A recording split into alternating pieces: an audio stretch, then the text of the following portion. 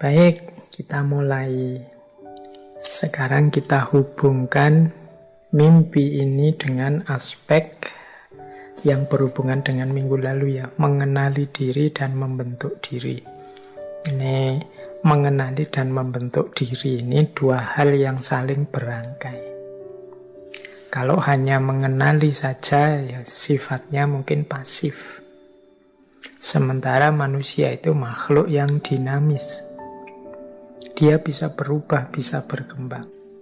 Oleh karena itu, ya kita harus mengenali diri kita dulu pertama-tama, kita ada di mana, kekurangan, kelebihan kita apa. Setelah itu mari kita bentuk diri kita sesuai keinginan, sesuai ideal-ideal yang ingin kita tetapkan.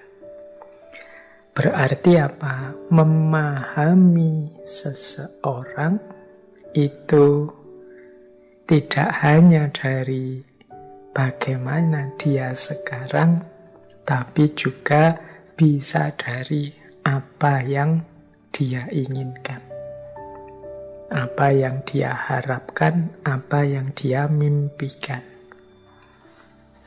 Ada orang baiknya luar biasa, tapi kok ya mimpinya rusak misalnya.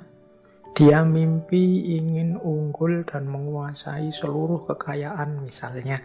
Nah, ini kan negatif sifatnya. Kita kan sudah bisa menilai, orang ini keinginannya negatif. Meskipun sekarang dia positif. Penilaian kita tentang dia kan terus sudah berubah.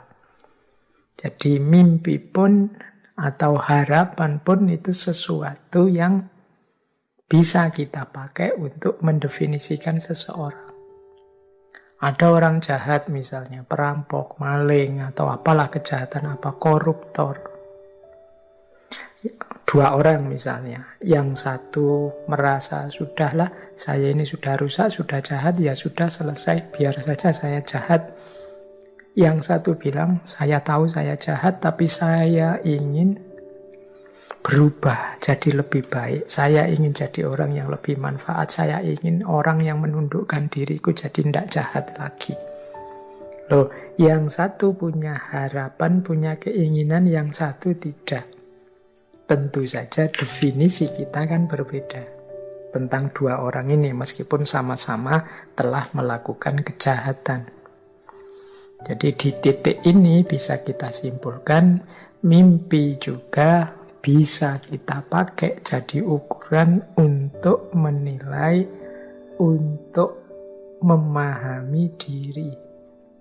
Ya kalau sebagaimana judul bulan ini, Who Am I? Berarti mari kita pahami mimpi-mimpi kita. Loh Pak, kok tidak ada Pak? Saya tidak punya mimpi. Yo. Mari kita berani bermimpi kalau begitu.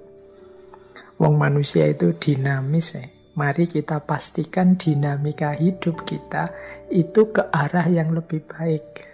Nah, ke arah yang lebih baik ini kan namanya mimpi, harapan, cita-cita.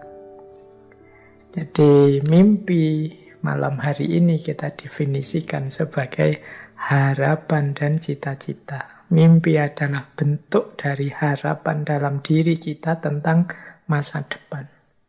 Mimpi adalah tujuan yang ingin kita wujudkan.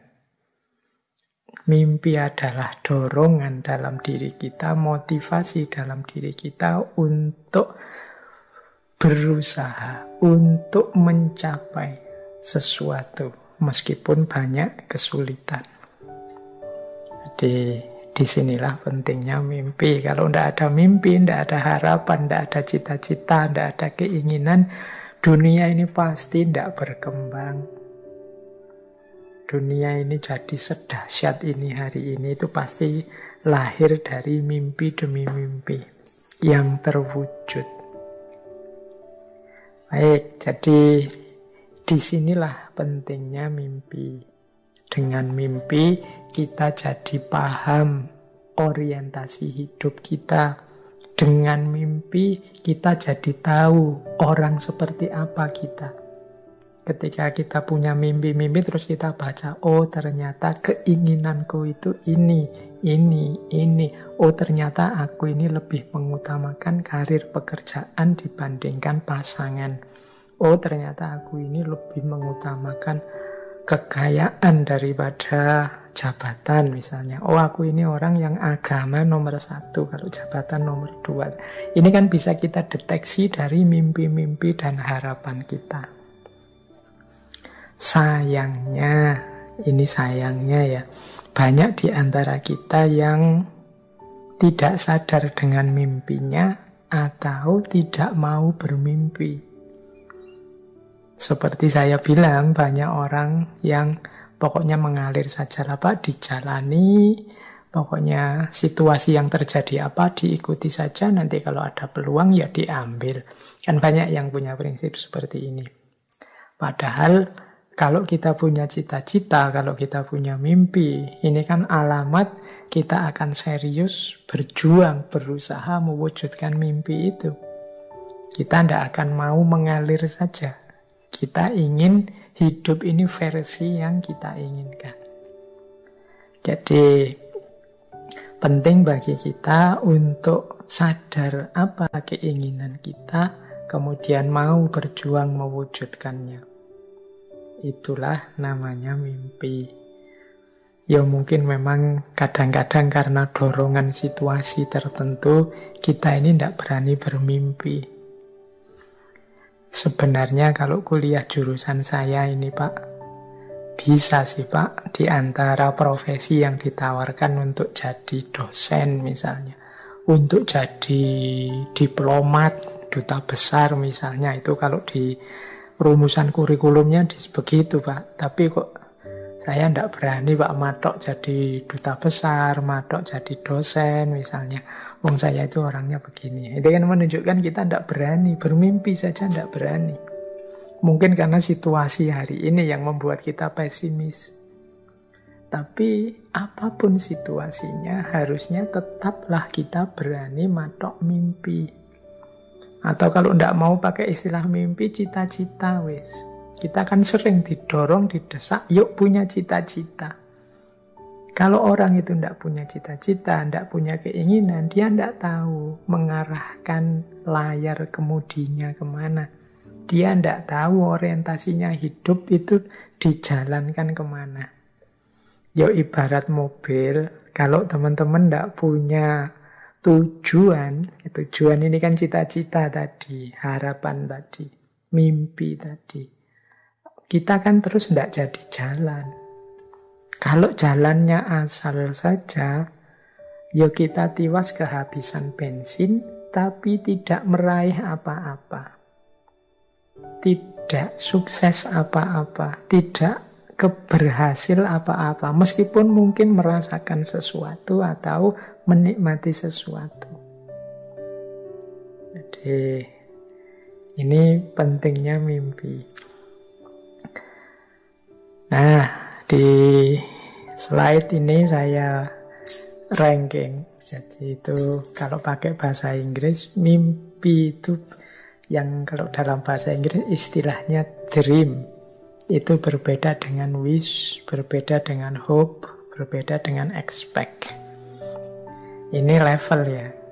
Ini maksudnya level mudahnya adalah level kerealistisannya. Jadi ada dream, ada wish, ada hope, ada expect. Kalau mimpi, ini sifatnya kerealistisannya paling kecil karena biasanya formatnya paling besar. Itu mimpi, isinya paling besar. Seperti anak kecil misalnya, saya ingin jadi presiden misalnya. Itu kan sisi realistisnya kecil karena format mimpinya besar. Tapi bukan berarti mustahil. Jadi kalau kita targetnya besar itu kan kita mau tidak mau nanti orientasinya, daya yang kita kerahkan, modal yang kita berikan itu kan juga besar untuk sampai ke sana. Seandainya tidak nyampe di terminal terakhir itu pun kita sudah luar biasa. Capaian kita. Itu namanya dream.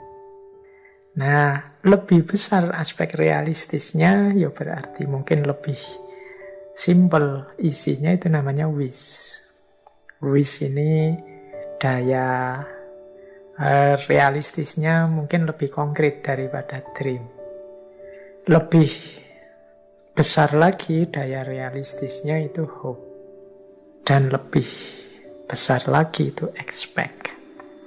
Kalau expect itu untuk hal-hal yang sederhana, misalnya, saya setelah kajian ini mau ngopi dulu di kafe. Dan itu kan, ya wong saya punya uang, kendaraan ada, teman-teman juga ngajak, jadi deh. Itu kan I expect itu bisa paling besar. Tapi kalau hope itu mungkin sebenarnya ya saya ada uang, teman-teman juga ngajak, tapi setelah kajian ini saya ada kesibukan lain sebenarnya. Bukan tidak bisa saya tinggalkan sih, tapi kalau saya tinggalkan besok saya repot ini. Itu hope. Segalanya terpenuhi tapi ada halangan. Semoga bisa. Nah, kalau wish itu mungkin setelah kajian ini saya pengen ngopi sih di kafe, tapi kok ya ndak ada temen yang ngajak, uang juga tinggal sedikit sebenarnya. Berangkat sendiri khawatir malam-malam gini ya. Nanti kalau ada kelitih gimana misalnya, itu wish. Nah, kalau dream itu misalnya,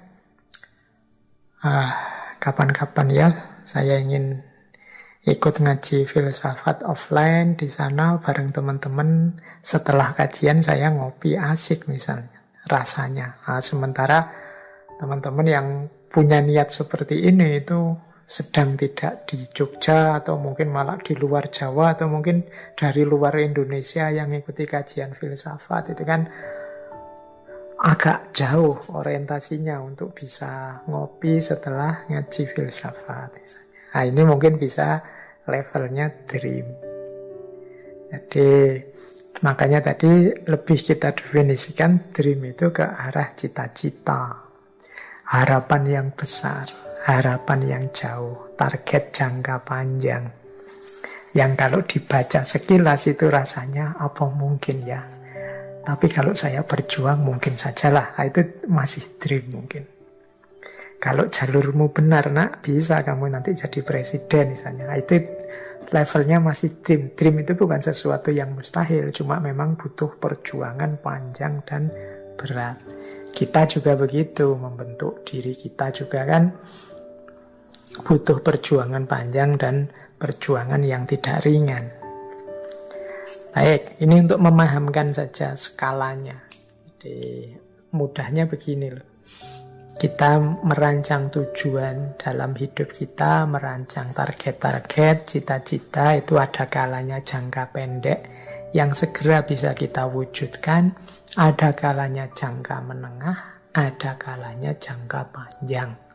Tentu saja jangka panjang ini skopnya jauh lebih luas, lebih besar. Target-target besar. Kalau sekarang mahasiswa kemudian, Pak, saya cuma ingin lulus saja nanti tepat waktu. Nah, itu mungkin termasuk jangka pendek. Sekarang sudah semester 6 misalnya, lulus tepat waktu paling ya setahun setengah lagi pasti sudah bisa lah.